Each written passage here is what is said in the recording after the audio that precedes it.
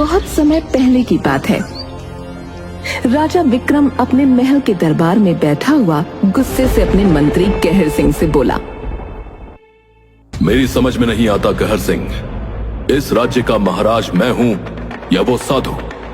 हम इतनी देर से उसका इंतजार कर रहे हैं लेकिन वो अभी तक नहीं आया। महाराज धीरज रखिए, वो आता ही होगा। बस एक यही चीज हमारे बस के बाहर है, हम धीरज नहीं रख सकते।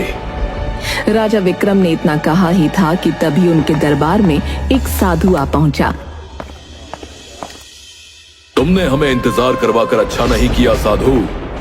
तुम्हें पता नहीं कि हम अपना भाग्य सुनने के लिए कितने उत्सुक हैं। महाराज, आप अपने राज्य के सबसे क्रूर शासक हैं। आपके अत्याचार से आपकी प्रजा बहुत ज्यादा पीड़ित है और एक अत्याचारी राज्य का भाग्य अच्छा नहीं होता। हमने यहां पर तुम्हें प्रवचन सुनाने के लिए नहीं बुलाया बल्कि अपना भाग्य सुनने के लिए बुलाया है। मंत्री कहर सिंह ने हमें बताया कि तुम चेहरा देखकर इंसान का भाग्य बता देते हो। मैं इस संसार का सबसे शक्तिशाली राजा बनना चाहता हूं। बताओ, क्या ये मेरे भाग्य में है? साधु राजा विक्रम के चेहरे को देखकर बहुत रहस्यमयी अंदाज में बोला, महाराज, आपके भाग्य में आपके पुत्र के हाथों ही मरना लिखा है और भाग्य को कोई नहीं बदल सकता। यही आपकी तकदीर है। ये सुनकर राजा विक्रम सिंह बुरी तरह से आवेश में आ गया और तुरंत तलवार निकालता हुआ साधु की ओर देखकर बोला, यहां आने से पहले एक बार अपना भाग्य भी देख लेते कि तुम्हारे भाग्य में मेरे ही हाथों मरना लिखा है।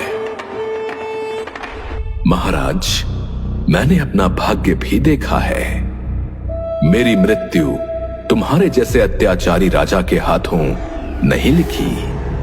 इतना बोलकर साधु रंग बिरंगी किरणों के साथ वहां से गायब हो गया।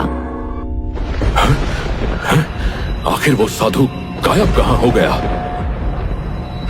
राजा विक्रम ने इतना कहा था कि तभी एक सैनिक वहां दौड़ते हुए आकर बोला, महाराज, गजब हो गया महाराज। पड़ोसी राज्य के राजा आदित्य ने आपके राज्य के ऊपर हमला कर दिया है और राजा आदित्य महल के बाहर खड़ा है। उसने आपको युद्ध के लिए ललकारा है। ये सुनकर राजा विक्रम अपनी तलवार निकालकर सीधा अपने महल से बाहर आ गया। बाहर राजा आदित्य खड़ा हुआ उसकी ओर घूरते हुए बोला, तुमने अपनी प्रजा पर अत्याचार करने की सीमा पार कर दी है राजा विक्रम। मैं तुम्हें युद्ध के लिए ललकारता हूं। तुमने मेरे राज्य पर आक्रमण करके मुझे चुनौती देकर अच्छा नहीं किया राजा आदित्य। मैं तुम्हें युद्ध में हराकर तुम्हारे सारे परिवार को समाप्त कर दूंगा। कुछ ही देर में राजा आदित्य और राजा विक्रम के बीच भयंकर युद्ध छिड़ गया, मगर राजा आदित्य राजा विक्रम के हाथों मारा गया। राजा विक्रम अपने सैनिकों की ओर देखकर बोला, जाओ, जाकर राजा आदित्य के राज्य में ऐलान कर दो कि उनका राजा मेरे हाथों मारा गया। ये ऐलान सुनते ही उनके सैनिकों में खलबली मच जाएगी और राजा आदित्य के परिवार को भी समाप्त कर दो। राजा विक्रम का आदेश सुनते ही सैनिक तुरंत राजा आदित्य के राज्य की ओर चल पड़े। कुछ ही देर में राजा आदित्य के महल और राज्य में खलबली मच गई। इधर राजा आदित्य के महल के राजगुरु एक कक्ष के बाहर बेचैनी से टहल रहे थे। तभी उस कक्ष से एक दासी एक नवजात शिशु को लेकर बाहर आकर राजगुरु से बोली, महाराज आदित्य की पत्नी रानी चंद्रलेखा ने एक सुंदर पुत्र को जन्म दिया है। बहुत बुरी खबर है दासी। राजा आदित्य अपने पड़ोसी राज्य के राजा विक्रम के हाथों मारे गए। हमें महारानी और उसके पुत्र को महल से सुरक्षित निकालना होगा। कुछ ही देर में राजा विक्रम के सैनिक महल में घुसकर तबाही मचा देंगे और मुझे शक है कि वो महारानी चंद्रलेखा और उनके पुत्र को भी मार देंगे। राजगुरु ने इतना कहा ही था कि तभी राजा विक्रम के 2 सैनिक वहां आ पहुंचे। एक सैनिक दूसरे सैनिक से बोला, लगता है ये राजा विक्रम का पुत्र है, इसे तुरंत दासी के हाथ से छीन लो। तुमने सही कहा सैनिक, हमें पहले से ही इस बात की सूचना थी कि राजा आदित्य की पत्नी रानी चंद्रलेखा गर्भवती थी। एक सैनिक ने तुरंत दासी के हाथ से चंद्रलेखा के पुत्र को छीन लिया। राजगुरु और दासी को समाप्त कर दो। दूसरे सैनिक ने तुरंत दासी के ऊपर हमला कर दिया। राजगुरु तुरंत कक्ष के अंदर घुस गए और अंदर से कक्ष की कुंडी लगा दी और रानी चंद्रलेखा की ओर देखकर बोले, महारानी, आपके पुत्र को राजा विक्रम के सैनिकों ने छीन लिया है और राजा विक्रम ने आपके पति राजा आदित्य को भी मार दिया है। ये आप क्या कह रहे हैं राजगुरु? मैं बिल्कुल सही कह रहा हूं महारानी। समय कम है, आप जिस कक्ष में हैं, उस कक्ष से एक गुप्त रास्ता भी है जो महल से जंगल में निकलता है। मैं आपको उस गुप्त रास्ते से महल के बाहर सुरक्षित ले जाऊंगा। राजा विक्रम एक क्रूर राजा है। उसने मेरे पति को मार दिया और मुझे विश्वास है कि वो मेरे पुत्र को भी मार देगा। तो अब मैं जीकर क्या करूंगी? नहीं महारानी चंद्रलेखा, हिम्मत मत हारिए। मत भूलिए कि आपको अपने पति की मौत का बदला भी लेना है। राजगुरु रानी चंद्रलेखा को तुरंत उस कक्ष के गुप्त रास्ते से बाहर ले गए। वो रास्ता जंगल की ओर खोलता था। इधर वो दोनों सैनिक रानी चंद्रलेखा के नवजात शिशु को एक जंगल की ओर ले गए। एक सैनिक दूसरे सैनिक से बोला, अब इसका क्या करें? करना क्या है, इसे यहीं जंगल में फेंक देते हैं, अपने आप मर जाएगा। दूसरे सैनिक ने ठीक वैसा ही किया। रानी चंद्रलेखा के पुत्र को झाड़ियों में फेंक दिया और पहले सैनिक से बोला, चलो ये खुशखबरी महाराज विक्रम को सुनाते हैं। इस खुशखबरी को सुनकर वो हम दोनों को जरूर इनाम देंगे। दोनों सैनिक तुरंत वहां से चले गए। इधर राजगुरु रानी चंद्रलेखा को जंगल में बनी एक झोपड़ी के पास ले गए। झोपड़ी के बाहर एक साधु बैठे हुए थे। क्या बात है राजगुरु, तुम यहाँ पर? और तुम्हारे साथ ये कौन है? राजगुरु ने साधु को सारी घटना बताते हुए कहा, साधु महाराज, ये राजा आदित्य की पत्नी महारानी चंद्रलेखा हैं। इनके साथ बहुत ही बुरा हुआ है। होनी को कोई नहीं टाल सकता राजगुरु। जब तक सब कुछ सही नहीं हो जाता, महारानी चंद्रलेखा मेरे ही पास रहेंगी। मैं महारानी चंद्रलेखा की सुरक्षा करूंगा। इतना बोलकर साधु चंद्रलेखा की ओर देखकर बोले, निराश मत हो महारानी, भगवान के खेल भी बड़े ही निराले होते हैं। निराश नहीं हूँ तो और क्या करूँ साधु महाराज। पहले मेरे पति की मौत की खबर सुनी और जिस पुत्र को मैंने जन्म दिया उसे तो मैं देख भी ना सकी। चिंता मत करो महारानी चंद्रलेखा, अगर तुम्हारी तकदीर में तुम्हारे पुत्र से मिलना लिखा होगा तो विश्वास करो, तुम उससे जरूर मिलोगी। इधर रात के समय वो दोनों सैनिक राजा विक्रम के पास जाकर उसे कुछ बताने ही वाले थे कि राजा विक्रम उनसे बोला, तुम दोनों अभी यहाँ से जा सकते हो। मेरी पत्नी गर्भवती है और मुझे अपने पुत्र होने का बड़ा बेसब्री से इंतजार है। वो दोनों सैनिक मुंह लटका कर चले गए और राजा विक्रम अपनी पत्नी के कक्ष के बाहर बेचैनी से टहलने लगे। तभी कक्ष का दरवाजा खुला और एक दासी बाहर निकलकर राजा विक्रम से बोली, महाराज, आपका पुत्र हुआ है और आपकी पत्नी सुलेखा अभी बेहोश है। मुझे विश्वास है कि सुबह तक उन्हें होश आ जाएगा। अगर मेरा पुत्र हुआ है तो तुम्हारा मुंह क्यों लटका हुआ है? मुझे लगता है महाराज, आप स्वयं जाकर अंदर देख लीजिए। राजा विक्रम जैसे ही कक्ष में गया तो अपने पुत्र को देखकर वो पूरी तरह से क्रोधित हो उठा। उसने देखा कि उसका पुत्र बहुत ही बदसूरत था और उसकी पीठ पर एक बड़ा सा कुबड़ा भी निकला हुआ था। राजा विक्रम गुस्से से बोला, अगर ये खबर मेरी प्रजा में और दूसरे राज्यों में फैल गई तो सभी मेरा मजाक उड़ाएंगे। राजा विक्रम की बात सुनकर दासी कांपती हुई बोली, तो फिर आप क्या करेंगे महाराज? वही जो मुझे करना चाहिए, मैं इसको जंगल में फेंक आऊंगा। सुबह जब मेरी पत्नी को होश आए तो उससे कह देना कि उसका बच्चा मरा हुआ पैदा हुआ था, और अगर तुमने गलती से भी उसे सच्चाई बताई तो तुम्हें और तुम्हारे परिवार को जीवित नहीं छोड़ूंगा। इतना बोलकर राजा विक्रम ने अपने पुत्र को लिया और सीधा जंगल की ओर रात के अंधेरे में निकल पड़ा। जंगल में पहुंचकर राजा विक्रम अपने पुत्र को फेंकने ही वाला था कि तभी उसकी नजर दूर झाड़ियों में पड़े हुए उसी बच्चे पर पड़ी जिसे उसके ही सैनिक फेंक गए थे। अरे ये दूसरा बच्चा किसका है? अरे किसी का भी हो, ये बच्चा तो बड़ा सुंदर है। एक काम करता हूं, मैं इस बच्चे को ले जाता हूं और अपने बच्चे को यहीं फेंक देता हूं और अपनी पत्नी से यही कहूंगा कि उसने एक सुंदर पुत्र को जन्म दिया है। राजा विक्रम ने अपने पुत्र को वहीं झाड़ियों में फेंक दिया और उस राजा आदित्य के पुत्र को उठाकर अपने महल की ओर ले गया और अपनी पत्नी के कक्ष में जाकर दासी को बच्चा पकड़ाते हुए कहा, सुनो, ये बच्चा मुझे जंगल में मिला है। जब मेरी पत्नी को होश आए तो कह देना कि उसने इस सुंदर पुत्र को जन्म दिया है। और तुमसे एक बार फिर कहता हूं, अपना मुंह मत खोलना। इतना बोलकर राजा विक्रम कक्ष से बाहर निकल गया। सुबह उसकी पत्नी को जैसे ही होश आया तभी दासी उससे बोली, महारानी, आपने एक सुंदर पुत्र को जन्म दिया है। उस सुंदर बच्चे को देखकर राजा विक्रम की पत्नी मुस्कुराते हुए बोली, मेरा पुत्र तो वाकई बहुत सुंदर है। मैं इसका नाम अशोक रखती हूँ। इधर जंगल में राजा आदित्य की पत्नी रानी चंद्रलेखा साधु के साथ टहल रही थी कि तभी उसकी नजर झाड़ियों पर पड़ी।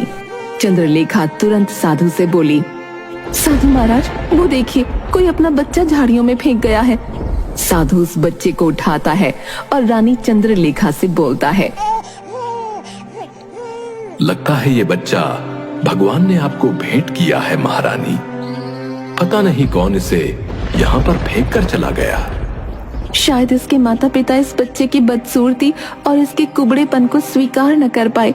पता नहीं मेरा पुत्र जीवित बचा होगा या नहीं।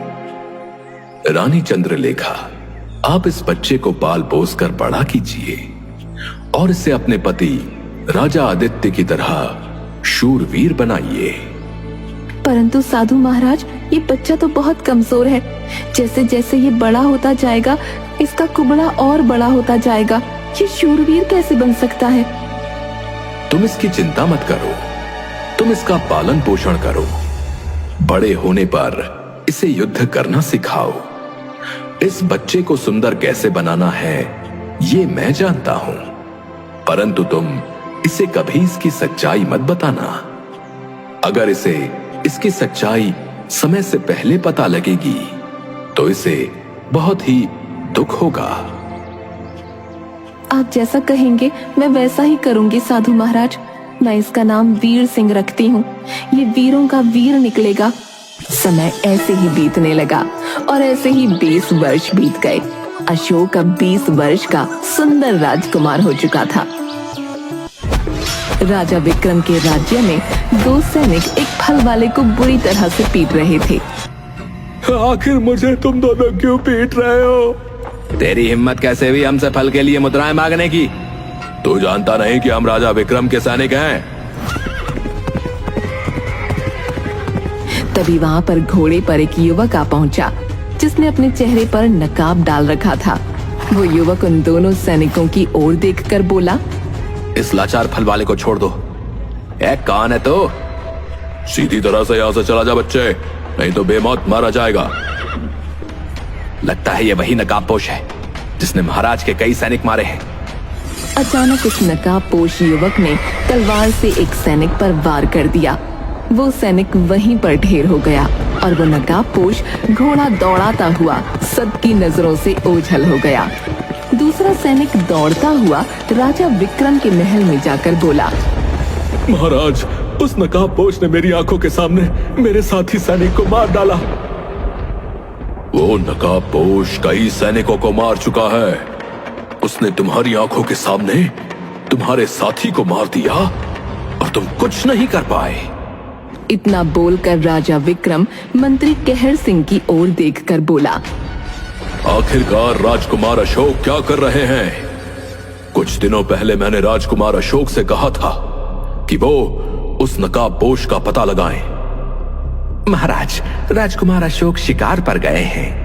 मंत्री कहर सिंह की बात सुनकर राजा विक्रम गहरी सोच में डूबता हुआ आहिस्ता से मंत्री कहर सिंह की ओर देखकर बोला, मेरी एक बात समझ में नहीं आती मंत्री।